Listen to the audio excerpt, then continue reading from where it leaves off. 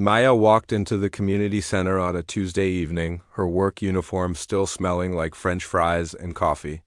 She had just finished her shift at the diner downtown, and her feet were already aching from standing for 8 hours straight. But she was here for something she'd been dreaming about for years. The piano class was held in a small room with fluorescent lights that made everything look pale and tired. 8 upright pianos sat in a circle, most of them showing their age, with scratched wood and keys that had turned slightly yellow over time.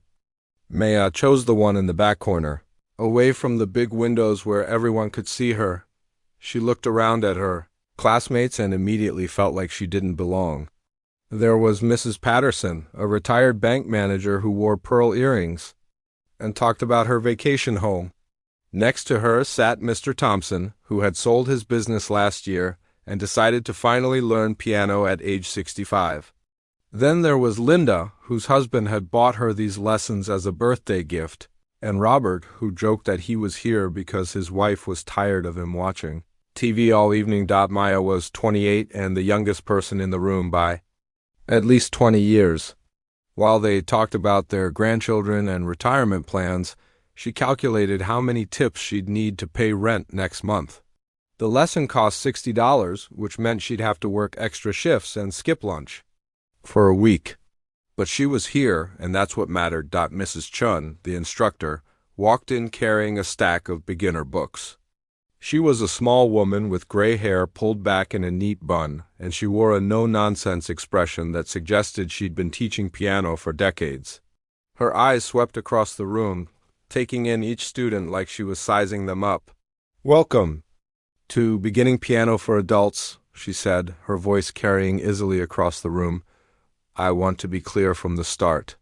Learning piano as an adult is different from learning as a child. Your fingers aren't as flexible, your brain learns differently, and you probably don't have hours to practice every day like a 10-year-old might." Maya nodded along with the others, but inside she was thinking about all the hours she'd spent at her grandmother's old piano when she was little. After her parents got divorced, she'd lived with her grandmother for 2 years. That beat-up old piano in the basement had been her escape from all the fighting and chaos upstairs. "Let's start with proper posture," Mrs. Chun continued. "Sit up straight, feet flat on the floor. Your hands should be curved like you're holding a small ball." Maya watched as her classmates struggled to position their hands correctly. Mrs. Patterson kept flattening her fingers against the keys, and Mr. Thompson sat so stiffly it looked uncomfortable. Maya positioned her hands the way her grandmother had taught her years ago, but then she caught herself. She was supposed to be learning this for the first time. She let her shoulders slump a little and made her hand position look awkward and uncertain. When Mrs. Chung came around to check everyone's posture, Maya made sure to look confused and grateful for the correction. "Now, let's learn the names of the keys," Mrs. Chun said, moving to the piano at the front of the room. The white keys are named after the first 7 letters of the alphabet. A, B, C, D, E, F, G, and then it repeats. Maya already knew this, of course. She knew that middle C was the key that everything else was built around. She knew about sharps and flats, about scales and chords, about how the black keys could make music sound sad or mysterious or happy. But she sat there and pretended to learn it all for the first time. "Let's try finding middle C," Mrs. Chun instructed. "It's right in the middle of the piano, and it's your home base. Everything else relates to this key." Maya watched as her classmates hunted for middle C like they were looking for treasure. She could have found it with her eyes closed, but she made a show of counting keys and looking uncertain. When she finally pressed it, she made sure to hit it a little too hard, the way someone might who wasn't used to controlling their finger pressure. "Good," Mrs. Chun said when she reached Maya's piano. "Now let's try playing a simple scale. C, D, E, F, G, A, B, C." This was torture. Maya's fingers knew these keys like old friends, but she forced them to move slowly and clumsily.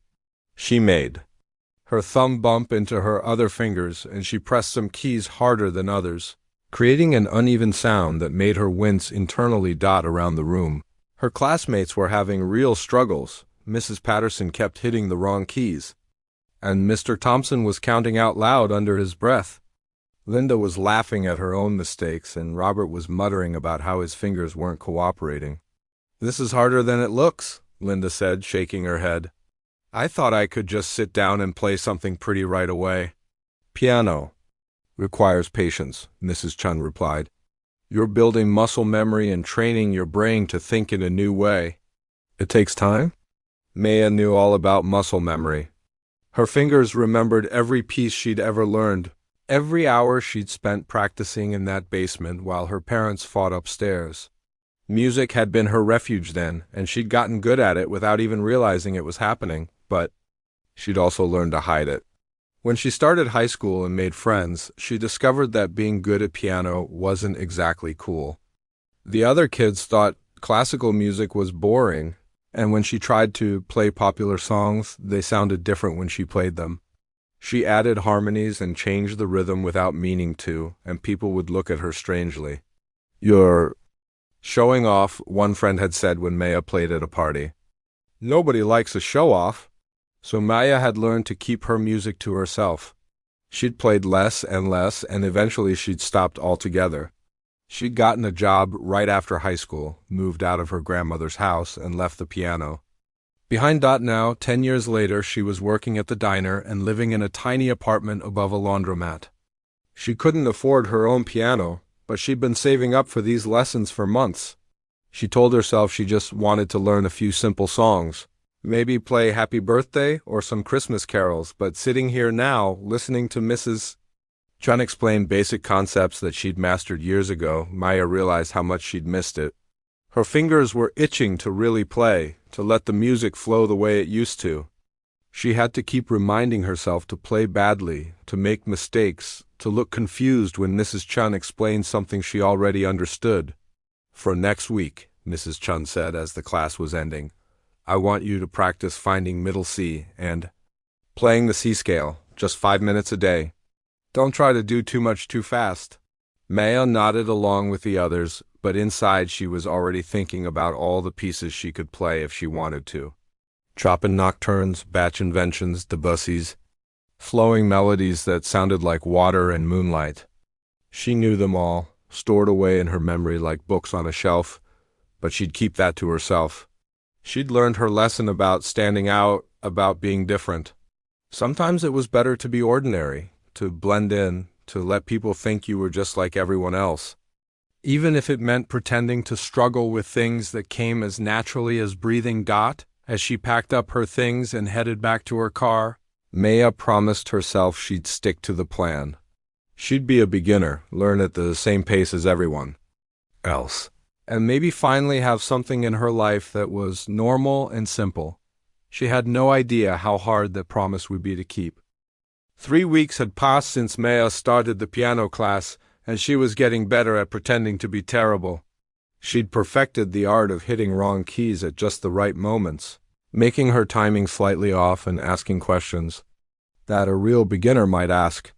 It was exhausting, but it was working every Tuesday evening. She'd sit in her corner spot and struggle through simple songs like "Mary Had a Little Lamb" and "Hot Cross Buns." Her classmates were making real progress, which made Maya feel both proud of them and guilty about her deception.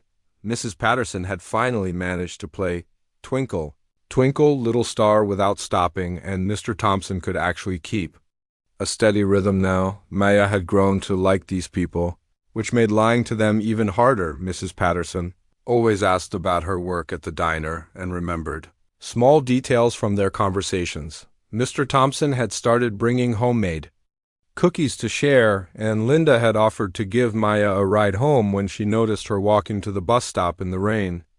"You're getting better," Mrs. Chun told Maya one evening as she struggled through a simple version of Amazing Grace. "Your finger position is improving."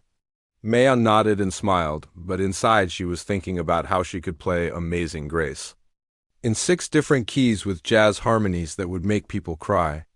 Instead, she thanked Mrs. Chun and promised to practice more at home. Even though she didn't have a piano to practice on, that's what made tonight different. Mrs. Chun had to leave the room. "I'll be back in 10 minutes, she announced, checking her watch. The intermediate class instructor needs to discuss the recital scheduling with me. Please continue practicing your assigned pieces. Maya, work on that hand position we talked about. Robert, remember to count out loud if it helps. Maya watched Mrs. Chun disappear down the hallway, her footsteps echoing off the linoleum floors. The room fell into the familiar sounds of beginning piano practice. Mrs. Patterson was carefully picking out Ode to Joy. Counting each note, mister. Thompson was working on his scales, still saying the letter names out loud. Linda was attempting Silent Night, getting ready for Christmas even though it was only October. Maya opened her beginner book to Twinkle, Twinkle, Little Star, and started playing it the way she'd been taught to play it. Slow, careful, with deliberate pauses between each note. But something felt different tonight. Maybe it was because she'd had a particularly hard day at the diner, dealing with rude customers and a broken coffee machine. Maybe it was because she'd been hiding her true self for so long that she was exhausted from pretending. Her fingers started moving a little faster, finding the natural rhythm that the song wanted. Without thinking about it, she began to add small embellishments, tiny variations that made the simple melody more interesting. Just little things at first, a grace note here, a slight change in timing there, the muscle memory was taking over, and Maya found herself relaxing for the first time in weeks. Her shoulders dropped, her wrists found their natural position, and her fingers began to dance across the keys the way they had when she was young and didn't know she was supposed to. Hide her talent, she started with Mozart's variations on Twinkle. Twinkle, Little Star, a piece she'd learned when she was 14.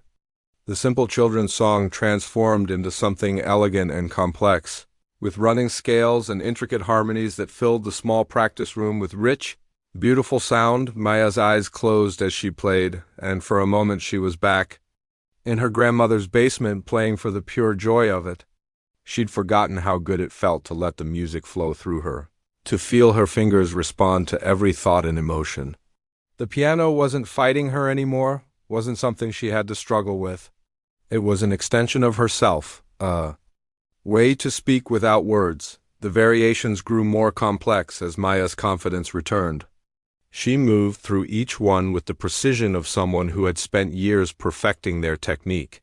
Her left hand provided a steady foundation while her right hand spun out melodies that seemed to come from somewhere deep inside her soul.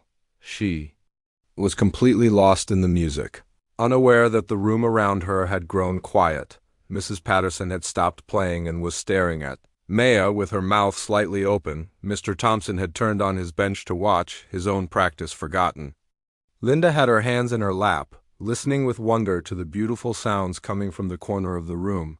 Maya played through all 12 variations, each one more intricate than the last. Her fingers moved with a speed and accuracy that seemed impossible for someone who had been struggling with basic scales just minutes before. The music filled every corner of the room, transforming the ordinary space into something magical. When she reached the final variation, Maya added her own touches, small changes that made the piece uniquely hers. She ended with a flourish, her hands lifting from the keys as the last notes faded into silence.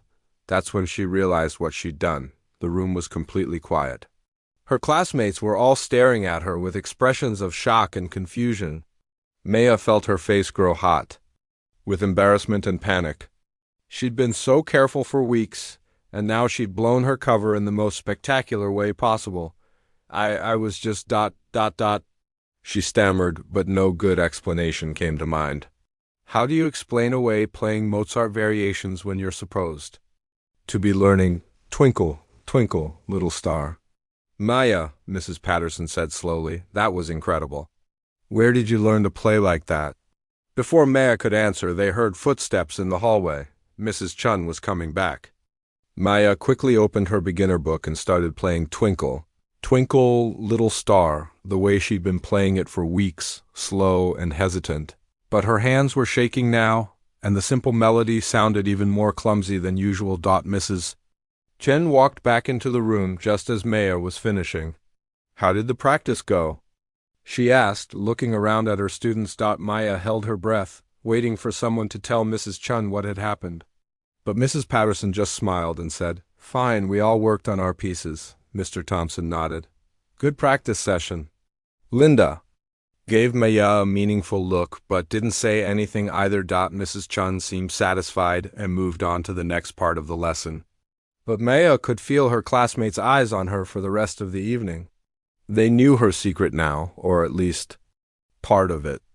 The question was what they would do with that knowledge. As the class ended and everyone packed up their books, Maya tried to slip out quickly, but Mrs. Patterson caught her arm gently. "Maya, dear," she said quietly, "I don't know what's going on, but that was the most beautiful thing I've ever heard. You have a gift." Maya looked around at her classmates, all of whom were watching her with kind but curious expressions. These people had welcomed her into their group, shared their cookies, and their stories, offered her rides home in the rain. They deserved better than lies and pretending, but she wasn't ready to tell them the truth. "Not yet. I've been watching a lot of YouTube videos," she said weakly. Mr. Thompson chuckled. "Must be some pretty advanced YouTube videos." Maya grabbed her things and headed for the door, her heart pounding. She could feel that her carefully constructed world was starting to crack, and she wasn't sure she could hold it together much longer. As she walked to the bus stop, Maya realized that the hardest part wasn't going to be explaining what had happened tonight. The hardest part was going to be going back to pretending she couldn't play, now that she'd remembered how it felt to let the music flow freely through her fingers. The secret was getting harder to keep, and Maya wasn't sure how much longer she could maintain the lie. Maya spent the entire week dreading Tuesday evening. Every time she thought about going back to class, her stomach would twist into knots. She'd been so careful for weeks, and now everything was falling apart because of one moment of weakness. She considered not going back at all. She could just disappear, stop showing up, and let everyone think she'd quit like so many adult students do. But she'd already paid for the full month, and she couldn't afford to waste that money. More importantly, she'd grown attached to her classmates, even though she'd been lying to them from the beginning. When Tuesday finally arrived, Maya's hands were sweating as she walked into the community center. She'd practiced her story all week, working out the details of her YouTube explanation, but it still sounded ridiculous even to her. Mrs. Patterson was already at her usual piano, but when she saw Maya, she smiled and waved her over. "Maya, dear, how was your week?" she asked, but there was something different in her voice. A knowing look in her eyes that made Maya's heart race. "Fine," Maya said, trying to keep her voice steady. "Just work, you know." "Of course," Mrs. Patterson said. "I've been thinking about what you played last week. Those YouTube videos you mentioned must be quite something." Maya felt her face getting hot. "Yeah, well, there's a lot of good teachers online these days."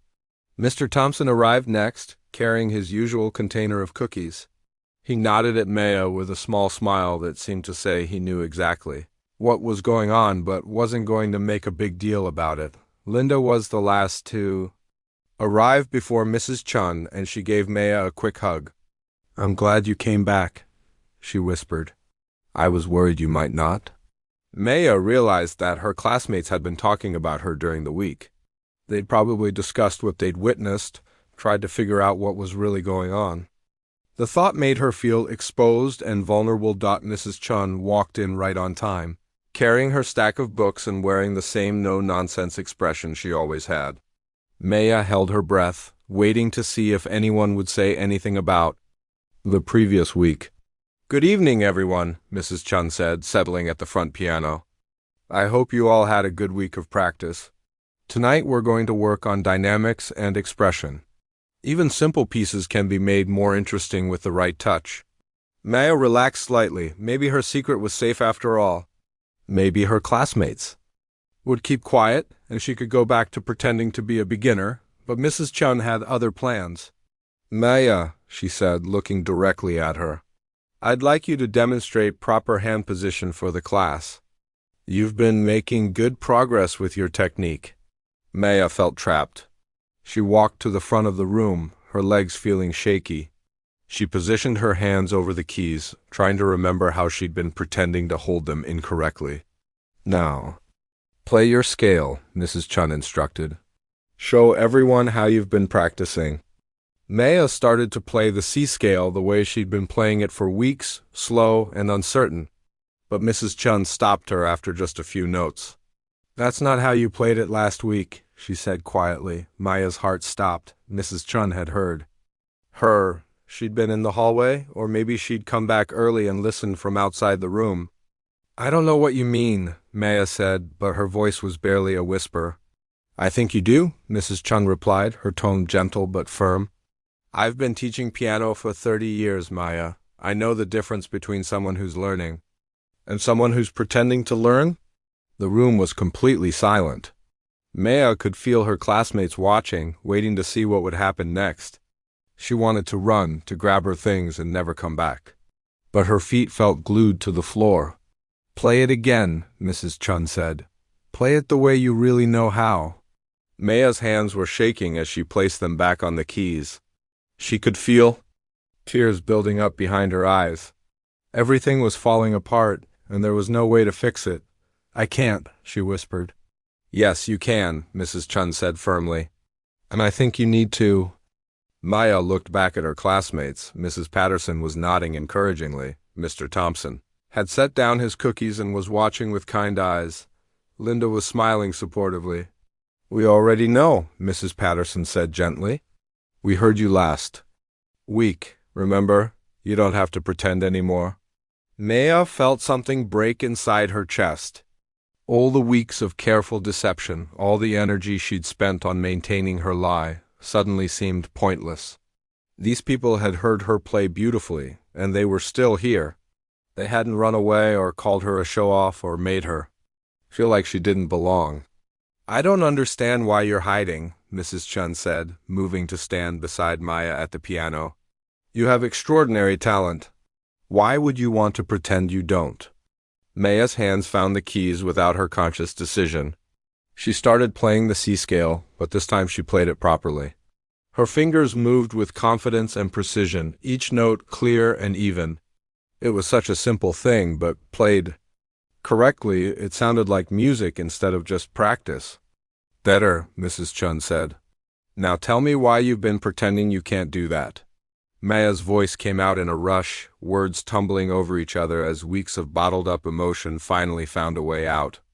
Because people don't like it when you're different, she said, still playing scales but now moving through different keys. Because when you're good at something, people expect things from you. They want you to be perfect all the time. They want you to perform and compete and prove yourself over and over again. Her hands moved to a simple melody, but she couldn't help adding harmonies and small embellishments that made it more complex. When I was in school, I learned that it was easier to be ordinary. People liked me better when I wasn't the weird kid who played piano. When I got older, I figured out that being too good at something made other people uncomfortable. So I stopped playing. Mrs. Chun listened without interrupting, watching Maya's hands as they moved across the keys with natural grace. But you're here now, she pointed out. You came back to piano. Why? Maya paused in her playing, thinking about the question. Because I missed it, she said finally. I missed the music. I thought maybe I could just learn a few simple songs and that would be enough. I thought I could keep it small and safe. And, how's that working out for you? Mrs. Chun asked with a slight smile. Maya laughed despite herself. Not very well, apparently. No, Mrs. Chun agreed.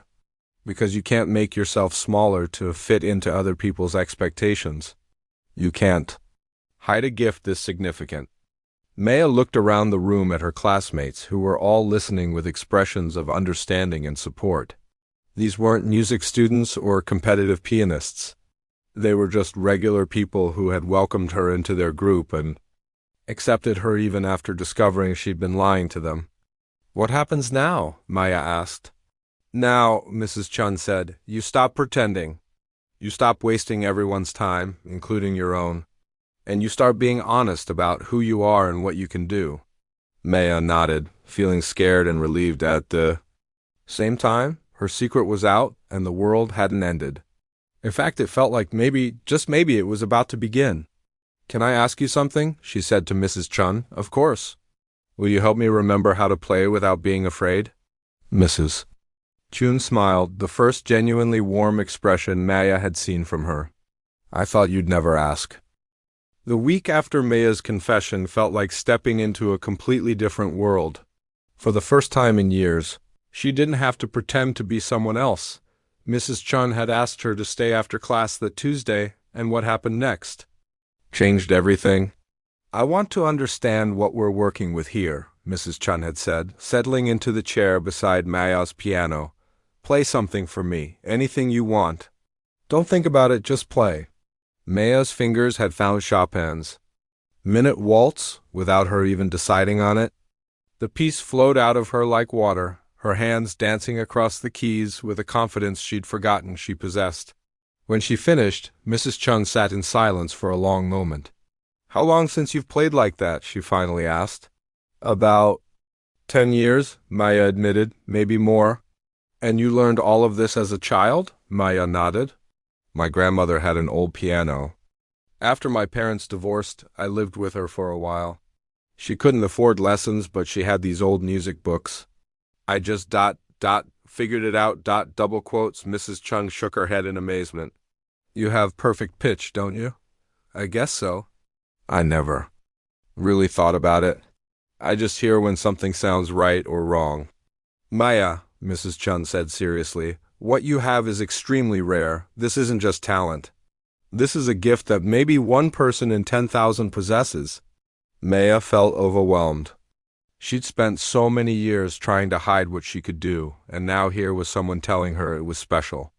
Important, even. What am I supposed to do with that? She asked. We're going to figure that out together, Mrs. Chun said. But first, you need to remember how to play without fear. That's how Maya found herself in Mrs. Chun's private studio the following Saturday morning. The room was different from the community center classroom. It had better lighting, a beautiful grand piano, and walls lined with books and sheet music.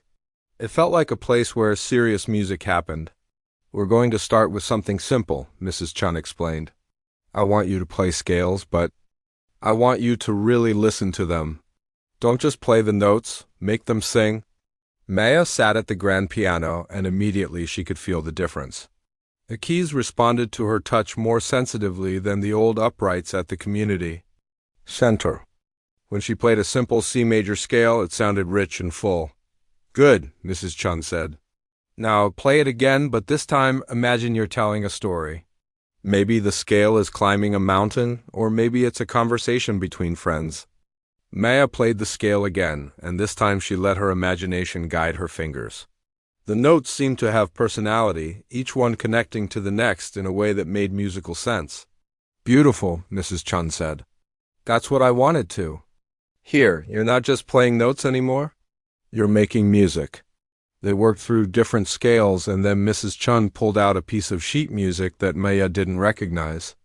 This is Debussy's Clair de Lune, she said. Do you know it? Maya's eyes lit up. I love that piece. I learned it when I was 15, but I haven't played it in years. Show me. Maya looked at the music for a moment, remembering. Then she began to play, and it was like greeting an old friend. The piece came back to her completely, not just the notes, but the feeling of it. The way Debussy used harmony to create colors, the way the melody seemed to float like moonlight on water as she played, Maya felt something shifting inside her. The music wasn't just coming from her fingers anymore. It was coming from somewhere. Deeper, from a place that had been locked away for years. She found herself adding small touches, subtle changes in timing and dynamics that made the piece uniquely hers. When she finished, there were tears in her eyes. That, Mrs. Chen said quietly, is why you can't hide anymore. The world needs to hear music like that. But I'm not trained, Maya protested. I never went to music school. I work at a diner. I don't know anything about performing or competitions or any of that stuff. You know the most important thing, Mrs. Chun replied. You know how to make people feel something when you play. Everything else can be learned. Over the next few weeks, Maya found herself living a double life, but this time it was different. She still worked at the diner, but now she had something to look forward to. She met with Mrs. Chen twice a week, and each session revealed more of what she was capable of. Mrs. Chun introduced her to pieces she'd never heard before. Contemporary composers, jazz arrangements, classical works that challenged her in new ways. Maya discovered she could sight-read music that would take other pianists weeks to learn. She could hear a piece once and play it back with remarkable accuracy. "You have an unusual gift," Mrs. Chun told her one afternoon. "Most pianists specialize in one style of music. You seem to be able to play anything." Maya was working through a batch invention when Mrs. Chun made the suggestion that would change everything. "There's a community recital coming up in 2 months," she said. "I think you should perform." Maya's hands stopped moving. "Perform? In front of people?" "Yes, it's mostly students from the music school, but there are always a few community members who participate. Nothing too formal, just a chance for people to share their music." "I don't know," Maya said, feeling the old fear creeping back. "What if I mess up? What if people think I don't belong there?" "Maya," Mrs. Chun said firmly, "you're going to have to decide. Are you going to spend the rest of your life hiding from who you are, or are you going to step into it?" Maya thought about her classmates at the community center, who had accepted her even after discovering she'd been lying. She thought about Mrs. Patterson, who always asked about her music now, and Mr. Thompson, who had started requesting that Maya play something at the end of each class. "What would I play?" she asked. "Something that means something to you," Mrs. Chun said. "Something that tells your story." Maya thought about that for days. What piece of music could possibly tell the story of a woman who had hidden her gifts for years, who had worked dead-end jobs because she was afraid to reach for something bigger? The answer came to her during a particularly busy lunch shift at the diner. A customer had been rude to her, complaining about everything from the coffee temperature to the speed of service. As Maya cleaned up his table, she found herself humming a melody she'd composed years ago when she was sad and lonely. She'd written it during one of the hardest periods of her life, when she was working 2 jobs and barely making ends meet. The melody was simple but haunting, full of longing and hope at the same time. That night, she sat at her grandmother's old piano, which she'd finally convinced herself to move to her apartment. She played the melody and then she began to develop it, adding harmonies and variations that reflected everything she'd learned and experienced. Since then, when she played it for Mrs. Chun the next week, her teacher was quiet for a long time. "Did you compose that?" she asked. Finally, Maya nodded. "A long time ago. I've been working on it, making it better." "It's beautiful," Mrs. Chun said. "And it's perfect for the recital." Maya felt a mix of terror and excitement. She was going to perform her own composition, something that came from her heart, in front of strangers. "Are you sure I'm ready?" she asked. Mrs. Chun smiled. "Maya, you've been ready for years. You just needed to remember that you deserve to be heard." As Maya left the studio that day, she realized that everything was about to change. She was going to step out of the shadows and share her gift with the world. For the first time in years, she felt like she was becoming who she was always meant to be. The day of the recital arrived faster than Maya had expected. She'd been practicing her composition every day for weeks, but as she stood backstage at the community college auditorium, her hands were shaking and her mouth felt dry. She peeked through the curtain at the audience. The auditorium wasn't huge, maybe 200 seats, but it looked enormous to someone who hadn't performed in front of people for over a decade. Families filled the front rows, proud parents and grandparents with cameras ready. Music students sat nervously, waiting for their turn to perform. Maya spotted her own cheering section in the 3rd row. Mrs. Patterson had organized the whole group from their Tuesday night class. She was there with her husband, a kind-looking man who waved when he saw Maya looking. Mr. Thompson sat beside them, holding a small bouquet of flowers. Linda had brought her teenage daughter, who was texting on her phone but looked up and smiled. When she noticed Maya, behind them sat Maya's co-workers from the diner. She'd been shocked when they asked if they could come. Jerry the cook had never expressed interest in classical music before, but he'd put on his best shirt for the occasion. Even her manager, Rosa, was there looking proud and a little surprised that her waitress was about to perform at a real recital. In the back row, Maya could see her grandmother. At 82, she rarely left her house anymore, but she'd insisted on coming tonight. She was the one who had first put Maya's hands on piano keys all those years ago, and seeing her there made Maya's throat tight with emotion. Maya Rodriguez? A student volunteer with a clipboard approached her. You're up in 3 minutes. Maya nodded, trying to control her breathing. Mrs. Chun appeared beside her, looking calm and confident. How are you feeling? She asked. Terrified. Maya admitted. What if I forget everything? What if my hands freeze up? What if people think I don't belong here? Mrs. Chung placed a gentle hand on Maya's shoulder. You know what I realized after 30 years of teaching piano? The best performances don't come from people who aren't nervous. They come from people who are nervous but play anyway, because they have something important to share. But these other performers, Maya gestured toward a young man warming up scales nearby, they've been training for this their whole lives. They went to music school, they know what they're doing. And you, Mrs. Chun said firmly, have lived through things that give your music a depth they're still working toward. Your composition isn't just notes on a page. It's your story, your struggles, your hope. That's what people will remember. The student volunteer appeared again. Maya Rodriguez, you're on? Maya walked onto the stage, and the lights were brighter than she'd expected. For a moment, she couldn't see the audience at all, which was both terrifying and comforting.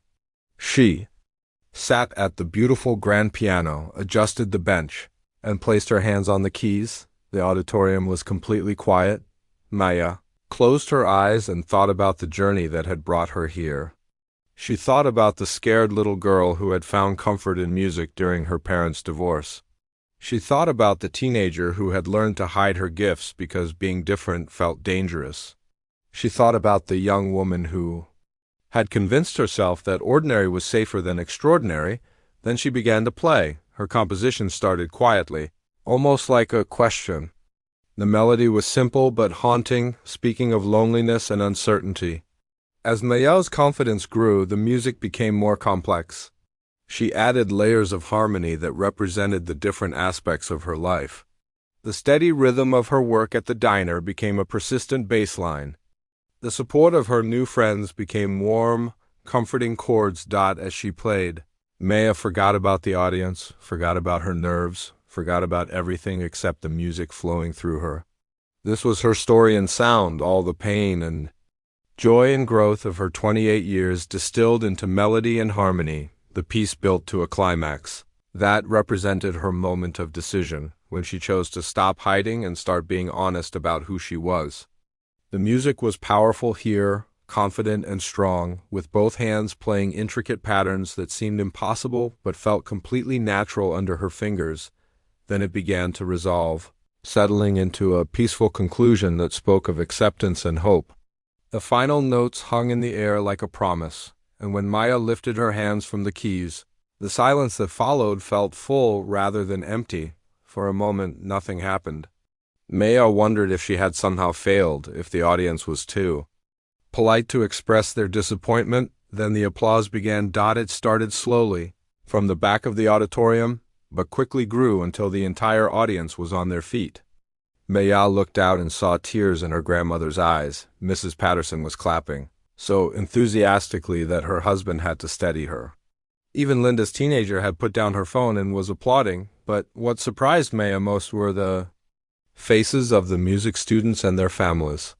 These were people who had heard hundreds of recitals, who knew the difference between technical skill and true artistry. They weren't just being polite. They were genuinely moved by what they had heard. Maya stood and took a bow, feeling overwhelmed by the response. As she walked off stage, several people approached her. That was your own composition? Asked a woman who introduced herself as a piano teacher from the university. Have you written other pieces? Are you planning to continue performing? Asked another, because I run a small concert series and I'd love to have you play. Maya felt dizzy with all the attention and interest. This wasn't what she had expected at all. Mrs. Chun found her in the crowd and gave her a huge hug. How do you feel? She asked. Like I can breathe again, Maya said, realizing it was true. Like I've been holding my breath for 10 years and I can finally let it out. Over the next hour, Maya was amazed by the conversations she had. A local music teacher offered to help her apply for college programs if she was interested. A composer wanted to know if she'd be interested in collaborating on a project. Several audience members simply wanted to tell her how much her music had affected them. "Your piece made me think of my own grandmother," one elderly woman said. "The way you played, it was like you were telling a story that everyone could understand, even without words." As the evening wound down, Maya's co-workers from the diner gathered around her. "I had no idea," Jerry said, shaking his head. "I mean, I knew you were smart, but this is something else entirely." Rosa was more direct. "Maya, honey, what are you doing slinging hash when you can do that?" She gestured toward the piano. "Not that there's anything wrong with honest work, but this is a gift. You need to use it." Maya's grandmother was the last person she spoke with that night. The elderly woman took her granddaughter's hands and looked into her eyes. "I always knew," she said simply. "Even when you were little, I knew you had something special. I'm just glad you finally decided to let the world see it too." As Maya drove home that night, she thought about what came next. She couldn't go back to pretending she was ordinary, not after tonight. But she also couldn't abandon her responsibilities. Overnight, she had bills to pay, a life to manage. But for the first time in years, she had hope. She had remembered what it felt like to be truly herself, and she had discovered that the world didn't reject her for it. In fact, the world seemed to be waiting for exactly what she had to offer. Maya pulled into her apartment complex and sat in the car for a moment, looking up at the stars. Tomorrow she would go back to work at the diner, but now it felt like a choice rather than a trap. She was making plans, setting goals, imagining a future where music could be more than just a secret hobby. She was finally ready to stop hiding and start living as the person she was always meant to be.